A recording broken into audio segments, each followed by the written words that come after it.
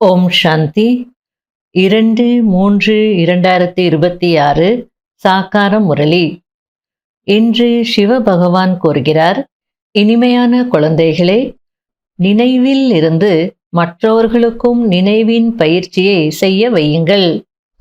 யோகா செய்விக்கக்கூடியவர்களுடைய புத்தி யோகம் அங்கும் இங்கும் அலைப்பாயக்கூடாது.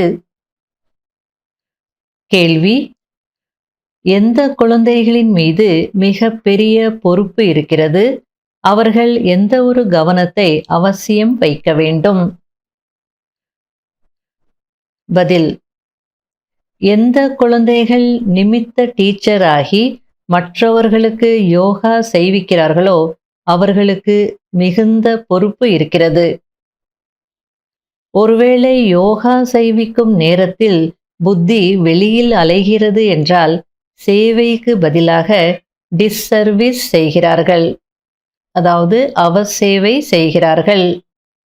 ஆகையால் என் மூலம் புண்ணிய காரியம் நடந்து கொண்டே இருக்க வேண்டும் என்பதில் கவனம் வைக்க வேண்டும். முரளியின் பாடல். ஓம் நம சிவாய. ஓம் சாந்தி. பிரம்மா தந்தை இங்கு அமர்ந்து கொண்டு முதலில் அனைத்து குழந்தைகளையும் லட்சியத்தில் நிலைநிறுத்துவதற்காக திருஷ்டி கொடுக்கிறார். அதாவது நான் எப்படி சிவபாபாவின் நினைவில் அமர்ந்திருக்கிறேனோ அதேபோல் நீங்களும் கூட சிவபாபாவின் நினைவில் அமருங்கள் என்கிறார். எனவே இப்போது யார் முன்னால் யோகா செய்விக்க அமர்ந்திருக்கிறார்களோ அவர்கள் முழு நேரமும் சிவபாபாவின் நினைவில் இருக்கிறார்களா என்ற கேள்வி எழுகிறது. அது மற்றவர்களையும் கவர்ந்திழுக்க வேண்டும். அதாவது கதியில அமர்ந்து யோகா செய்விக்கக்கூடியவர்களுடைய மனநிலை நல்லா இருக்கணும். அந்த வைப்ரேஷன்ஸ் மற்றவங்களையும் சிவபாபாவிடம் ஈர்க்கணும். அனைவரையும் சிவபாபாவிடம் கொண்டு செல்லணும். நினைவில் இருப்பதினால் மிகுந்த அமைதியில் இருப்பீர்கள். அஷரீரியாகி சிவபாபாவின் நினைவில் இருந்தீர்கள் என்றால் மற்றவர்களையும் அமைதியில் கொண்டு செல்வீர்கள். ஏனென்றால் டீச்சர் ஆகி அமர்ந்திருக்கிறீர்கள் அல்லவா? ஒருவேளை டீச்சரே சரியாக நினைவில் இருக்கவில்லை என்றால் மற்றவர்களும் இருக்க முடியாது.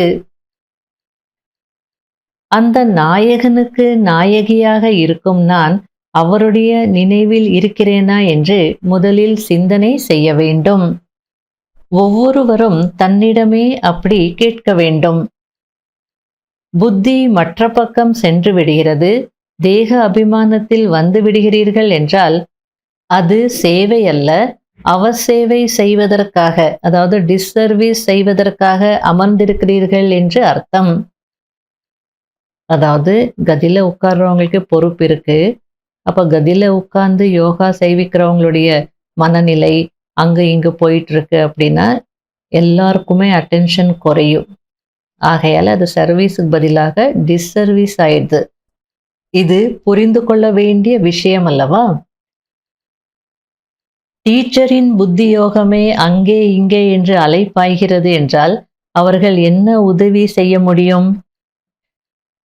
எந்த டீச்சர் அமர்ந்து கொண்டிருக்கிறாரோ அவர் நான் புண்ணிய காரியம் செய்து கொண்டிருக்கிறேனா என்று தன்னிடமே கேட்க வேண்டும். அதாவது கதியில உட்கார்ந்துருக்கிறவங்களிடம் இருந்து நல்ல வைப்ரேஷன் வாயுமண்டலத்துல பரவணும்.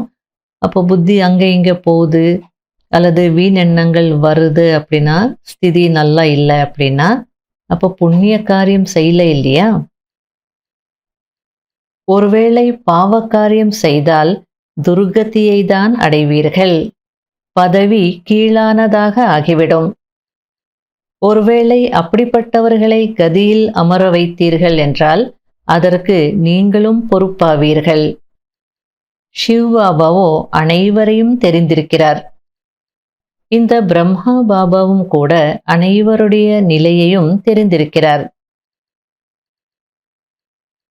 ஹே ஆத்மாக்களே, என்னை மட்டும் நினைவு செய்யுங்கள் என்று பாபா கூறுகிறார். ஒவ்வொருவரும் பாபாவை நினைவு செய்ய வேண்டும். மாணவர்கள் தங்களுடைய நிலையை புரிந்து கொள்ள முடியும் அல்லவா? நாம் தேர்ச்சி பெறுவோமா மாட்டோமா என்பதை தெரிந்திருப்பார்கள். டீச்சரும் தெரிந்திருப்பார்கள். அதாவது பள்ளிக்கூடத்துல படிக்கக்கூடிய மாணவர்களுக்கு அவங்களுடைய நிலை தெரியும் தானே. நம்ம எவ்வளோ படிச்சிருக்கிறோம், நம்ம பாஸ் ஆகுவோமா இல்லை ஃபெயில் ஆகுவோமா, அதெல்லாம் தெரிஞ்சிருக்கும்.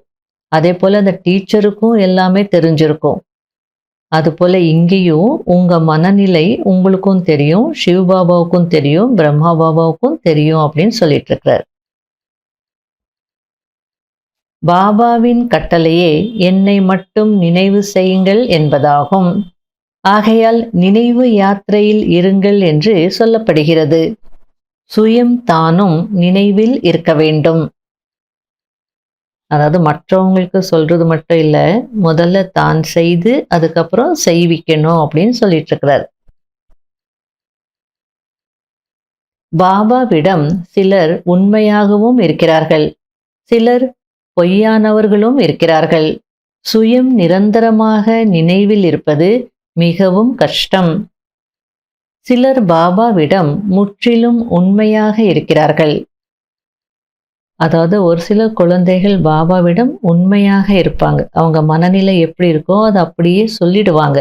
ஆனால் ஒரு சிலர் உண்மையாக இருக்கிறது இல்லை, பொய் தான். யோகாவே பண்ணியிருக்க மாட்டாங்க. ஆனால் நான் இவ்வளோ நேரம் பண்ணேன், அவ்வளோ நேரம் பண்ணேன், ரொம்ப நல்லா இருந்துச்சு, ரொம்ப நல்ல அனுபவம் ஆச்சு, இப்படி எல்லாம் பொய் சொல்லிட்டு இருப்பாங்க. அதுக்கு பாபா சிலர் உண்மையானவர்களும் இருக்கிறாங்க பாபாவிடம், பொய்யானவர்களும் இருக்கிறாங்க. இந்த பாபா அதாவது பிரம்மா கூட தன்னுடைய அனுபவத்தை குழந்தைகளாகிய உங்களுக்கு சொல்கிறார். அதாவது கொஞ்ச நேரம் நினைவில் இருக்கிறேன், பிறகு மறந்து விடுகிறேன் என்கிறார். அதற்கு சிவபாபா என்ன சொல்றார் அப்படின்னா, ஏனென்றால் இவர் மீது நிறைய பொறுப்பு இருக்கிறது. ஏராளமான குழந்தைகள் இருக்கிறார்கள் அல்லவா? அதாவது ஒரு பதவியில இருக்காங்க, பொறுப்புல இருக்காங்க அப்படின்னா நிர்வாகம் இருக்கும் தானே. அப்போ பிரம்மா பாபாவுக்கு இத்தனை குழந்தைகள் யஜ்யத்துல இருந்தாங்க, யாருக்குமே எதுவுமே தெரியாது. அப்போ ஒவ்வொரு விஷயமும் இவர் தானே சொல்லி கொடுக்கணும், ஒவ்வொருத்தையும் கண்காணிக்கணும், அவங்க என்ன செய்கிறாங்க அதை பார்க்கணும், அவங்களுக்கு புரிய வைக்கணும். அது மட்டும் இல்லை, யஜ்யத்தை ஒழுங்காக கொண்டு போகணும், சிஸ்டமேட்டிக்காக இருக்கணும். அப்படி எத்தனையோ விஷயங்கள் அவருக்கு இருக்கும். அதுக்கு சிவபாபா அவர் பரமாக பேசுகிறார். இந்த பிரம்மா பாபா நானும் நினைவில் அமர்றேன், கொஞ்ச நேரம் தான் நல்லா இருக்குது, அதுக்கப்புறம் மறந்து போயிடுறேன்னு சொன்னால் அதுக்கு சிவபாபா பதில் சொல்லிட்டு இருக்கிறார். ஏன்னா அவருக்கு நிறைய பொறுப்பு இருக்கு இல்லையா அப்படின்னு. நிறைய குழந்தைகள் இருக்கிறாங்க தானே, ஆகையால அவருக்கு அப்படிதான் இருக்குன்ற மாதிரி சொல்றார். குழந்தைகளாகிய உங்களுக்கு இந்த முரளியை சிவபாபா சொல்கிறாரா அல்லது பிரம்மா சொல்கிறாரா என்பது கூட தெரிவதில்லை. ஏனென்றால் இருவரும் ஒன்றாக இருக்கிறார்கள் அல்லவா? பிரம்மா பாபா இங்கே அமர்கிறார் என்றால் ஒரு ஆழ்ந்த அமைதி ஏற்பட்டு விடுகிறது என்பதை நீங்களே பார்க்கிறீர்கள். நிறைய பேரை கவர்ந்திழுக்கிறார் அல்லவா? அதாவது தாதிமார்கள் சொல்வாங்க, பிரம்மா பாபா அமர்வாரு, திருஷ்டி கொடுத்துட்டே இருப்பாரு, உடனே அங்கே ஒரு டெட் சைலன்ஸ் வந்துடுது, ஆழ்ந்த அமைதி வந்துடும்.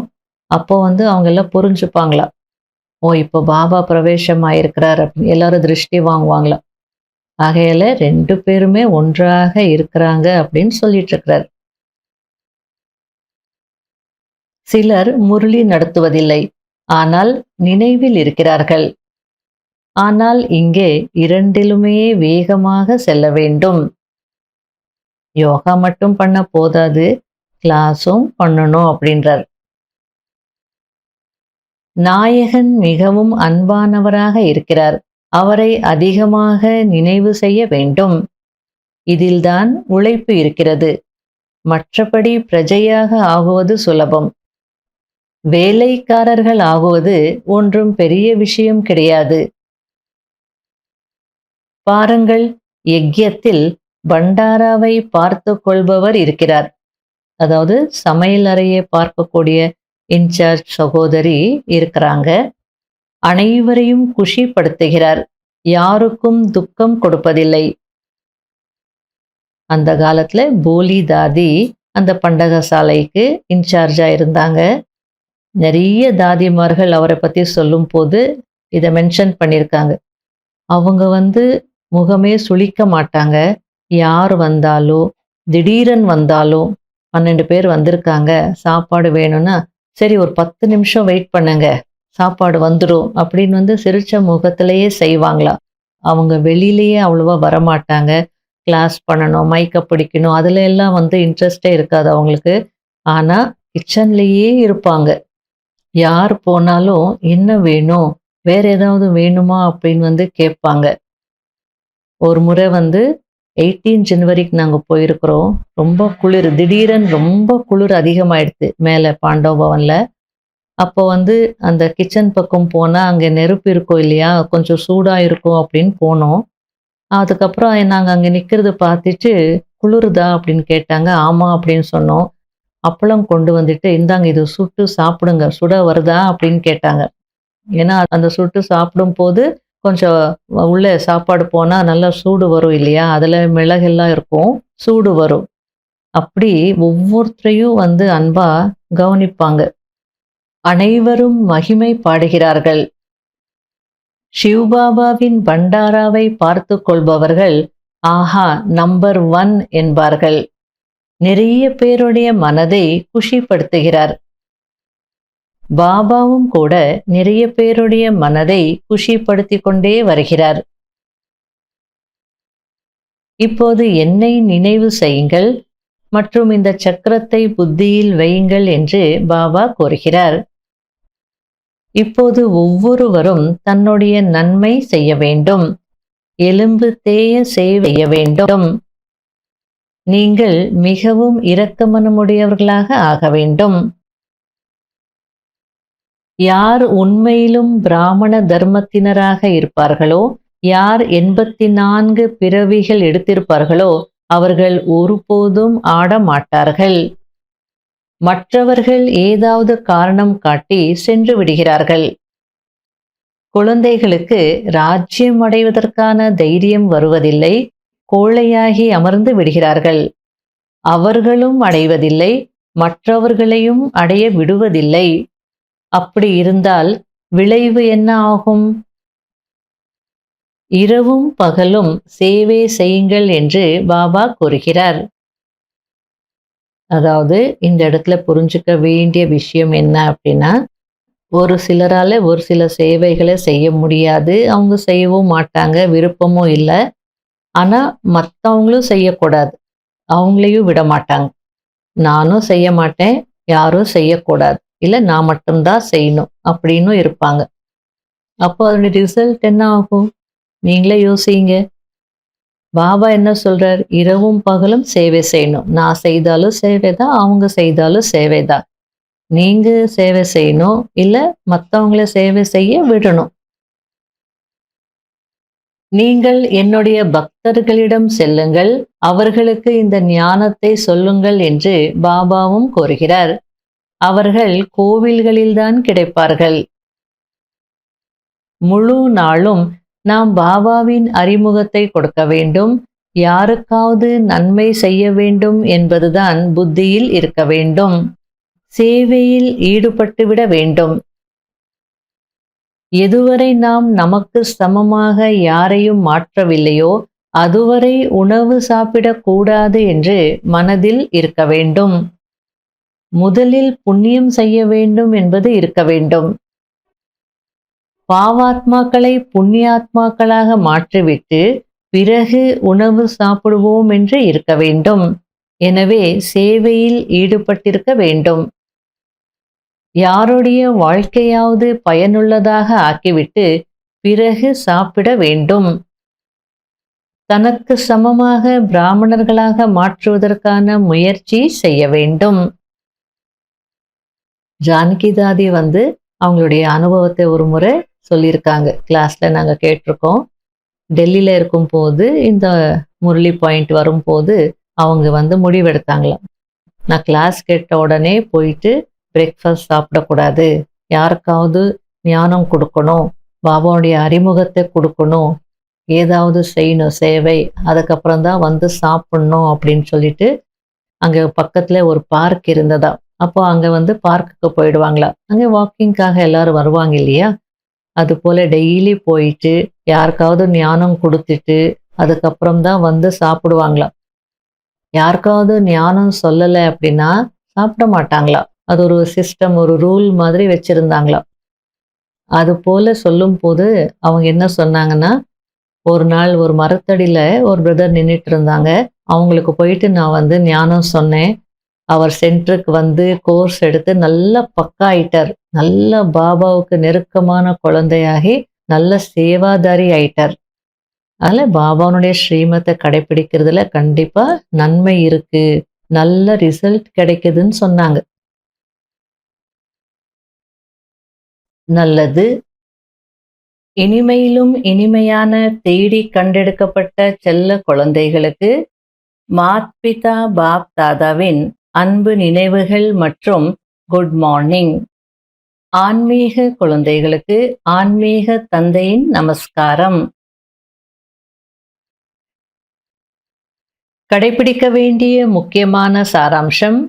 முதல் பாயிண்ட், ராஜ்யத்தின் பதக்கத்தை அடைவதற்கு அனைவருடைய மனதையும் குஷிப்படுத்த வேண்டும். மிக மிக இரக்க மனமுடையவர்களாக ஆகி தங்களுக்கு மற்றும் அனைவருக்கும் நன்மை செய்ய வேண்டும். எலும்பு தேய சேவை செய்ய வேண்டும். இரண்டாவது பாயிண்ட், தேக அபிமானத்தில் வந்து அவர் சேவை செய்யக்கூடாது. சதா புண்ணிய காரியம் செய்ய வேண்டும். தங்களுக்கு சமமாக பிராமணர்களாக மாற்றும் சேவை செய்ய வேண்டும். நல்ல சேவை செய்பவர்களுக்கு மதிப்பளிக்க வேண்டும். வரதானம். மனன சக்தியின் மூலம், அதாவது சிந்தனை சக்தியின் மூலம் வீணானவற்றின் வெயிட்டை, அதாவது வீணானவற்றின் எடையை முடித்துவிடக்கூடிய சதா சக்திசாலி ஆகுங்கள். ஆத்மாவின் மீது வேஸ்டின் வெயிட் இருக்கிறது. அதாவது ஆத்மாவின் மீது வீணானவற்றின் பாரம் அல்லது சுமை இருக்கிறது. வீண் எண்ணங்கள், வீண் பேச்சு, வீண் கர்மம் இவற்றினால் ஆத்மா வெயிட்டானதாக, அதாவது பாரமானதாக, கனமானதாக ஆகிவிடுகிறது. இப்போது இந்த வீணானவற்றை எல்லாம் முடித்து விடுங்கள். இந்த சுமைகளை முடிப்பதற்கு சதா சேவையில் பிஸியாக இருங்கள். மனன சக்தியை, அதாவது சிந்தனை சக்தியை அதிகப்படுத்துங்கள். மனன சக்தியால் ஆத்மா சக்திசாலியாக ஆகிவிடும். எப்படி உணவு செரிமானம் ஆகுவதினால் இரத்தம் உருவாகிறது, அந்த சக்தி வேலை செய்கிறது. அதேபோல் சிந்தனை செய்வதினால் ஆத்மாவின் சக்தி அதிகரிக்கிறது. அதாவது இப்போ எல்லா ட்ரெண்ட் என்ன, பாடி வெயிட் வந்து கம்மியா இருக்கணும், வெயிட்டை குறைக்கணும், எடையை குறைக்கணும், உடல் பருமனம் இருக்கக்கூடாது அப்படின்னு தானே முயற்சி செய்கிறாங்க. அதுபோல ஆத்மா கூட இப்போ எப்படி இருக்குன்னா வெயிட்டா இருக்கு. ஆத்மாவினுடைய எடையும் குறைக்கணும். என்ன வெயிட் இருக்கு ஆத்மாவிற்குள்ள? வேஸ்ட் தான் வெயிட்ன்றார். வீண் எண்ணங்கள், வீண் வார்த்தைகள், வீண் செயல்கள், இதெல்லாம் தான் ஆத்மாவில் இருக்கக்கூடிய வெயிட். இந்த எடையை நீங்க குறைக்கணும் அல்லது முடிக்கணும். அப்போ அதற்கு என்ன செய்யணும்? சதா சேவையில பிஸியா இருங்க. மனன சக்தியை பயன்படுத்துங்கள் அப்படின்றார். மனன சக்தி அப்படின்னா நல்ல ஞான சிந்தனை செய்யக்கூடிய பழக்கம் இருந்ததுன்னா, எப்படி உணவு சாப்பிட்ட உடனே அது ஜீரணமாகிறது, செரிமானம் ஆகிறது அப்படின்னா, அந்த சத்து வந்து ரத்தத்துல கலந்துடுறது. அப்போ சக்தி கிடைக்குது. அதே போல ஞான சிந்தனை செய்ய செய்ய, மனனம் செய்ய செய்ய ஆத்மாவிற்கு சக்தி கிடைக்குது. அப்போ வேஸ்ட் அப்படின்னு சொல்லக்கூடிய எடை வந்து குறைஞ்சிடும். ஆத்மா ஆரோக்கியமாக சக்திசாலியாக இருக்கும் அப்படின்றார். ஸ்லோகன். யார் தன்னுடைய சுபாவத்தை சரளமானதாக ஆக்கிக் கொள்கிறார்களோ அவர்களுடைய நேரம் வீணாகாது. அதாவது சரளமான சுபாவம் இல்லை அப்படின்னா ரொம்ப யோசிப்பாங்க, ஓவர் திங்கிங் பண்ணுவாங்க. இவங்க இதனால தான் இப்படி செய்திருப்பாங்களோ, இதனால தான் இப்படி சொல்லியிருப்பாங்களோ, அப்படி வேண்டாத சிந்தனைகள் அதிகமாக இருக்கும். மிஸ் அண்டர்ஸ்டாண்டிங்ஸ் அதிகமாக இருக்கும். தப்பு தப்பாக புரிஞ்சுப்பாங்க, தப்பு தப்பாக பேசுவாங்க. அதுக்கெல்லாம் காரணம் சரளமான தன்மை இல்லை. ஆகையில சுபாவம் சரளமானதாக இருந்ததுன்னா உங்களுக்கு நேரம் வேஸ்ட் ஆகாது அப்படின்றார். அவ்யக்த சமிகை. இந்த மாதத்திற்கான தலைப்பு நிச்சயத்தின் அஸ்திவாரத்தை உறுதியாக்கி சதா பயமற்றவராக கவலையற்றவராக இருங்கள். யார் நிச்சய புத்தியுடையவர்களாக இருக்கிறார்களோ அவர்கள் கவலையற்று இருப்பார்கள். அவர்களுக்கு எந்த விதமான யோசனையோ அல்லது கவலையோ இருக்காது. என்ன ஆனது, ஏன் ஆனது, இப்படி நடந்திருக்கவில்லை என்றால் இது வீண் சிந்தனை ஆகும். நிச்சய புத்தியுடைய கவலையற்றவர்கள் ஒருபோதும் வீண் சிந்தனை செய்ய மாட்டார்கள். சதா சுய சிந்தனையில் இருப்பவர்கள் சுயத்தின் மனநிலையின் மூலம் சூழ்நிலைகள் மீது வெற்றியடைந்து விடுவார்கள். ஓம் சாந்தி.